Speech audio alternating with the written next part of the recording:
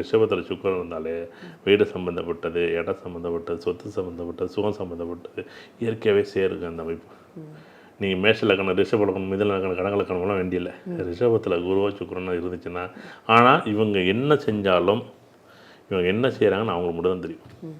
இல்லை விருச்சிக இலக்கணம் 7ஆம் வீடாக இருந்துச்சுன்னா சூப்பராக இருக்கும். விருச்சிக இலக்கணம் 7ல் சுக்கிரனோ குருவோ சம்மந்தப்பட்டுச்சுன்னா பேச்சு சும்மா அடுக்கு மொழியில் பேசுவார். அது நயம் தானே, நயனம் அப்படிங்கிற மாரி அப்படியே அதை வந்து அப்படியே அதை வந்து நீ புரிஞ்சு விட முடியாது. அவ்வளோ அது ஒரு வார்த்தையோட அமைப்பு அப்படி. ஏன்னா சுக்கிரனுக்கு இருக்க தன்மை அப்படியே வார்த்தையில் வரும். ஒரு பெண் நடந்து போகிறான் அப்படின்னு நளினமாக நடந்து போகிறாங்க அப்படின்னு சொல்கிறோம்ல, ஒய்யார நடைன்னு சொல்கிறோம்ல, அந்த மாதிரி இந்த நளினமான ஒரு வார்த்தைகள் வந்து ரொம்ப ஆச்சரியமாக இருக்கும். ஆனால் வந்து 2ல் வந்து சனி இருந்துச்சுன்னு வச்சுங்களேன், எதெல்லாம் வருமானத்தை எதுக்கோ ஒன்றுக்கு ஏதோ ஒரு வகையில் பேச்சு வழக்கில் குறி சொன்னாலும் ஓடும், இரும்பு சம்மந்தப்பட்டதாலும் ஓடும், படிப்பு சம்மந்தப்பட்டதாலும் ஓடும்.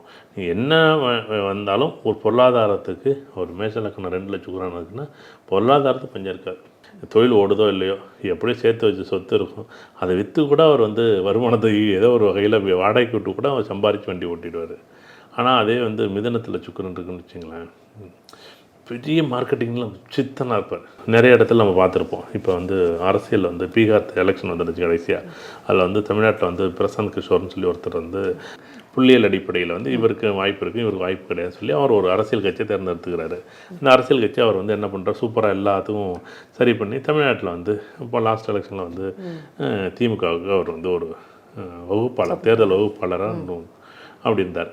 ஆனால் பீகாரில் அவர் நின்றுனார், அரசியல் கட்சி அது நின்றுச்சு. ஒரு 2 நிகழ்வு கூட நடக்க முடியலை.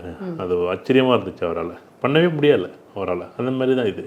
அந்த மிதனத்தில் சனியோ சம்மந்தப்பட்டிருந்துச்சுன்னா நல்லா திட்டமிட முடியும்.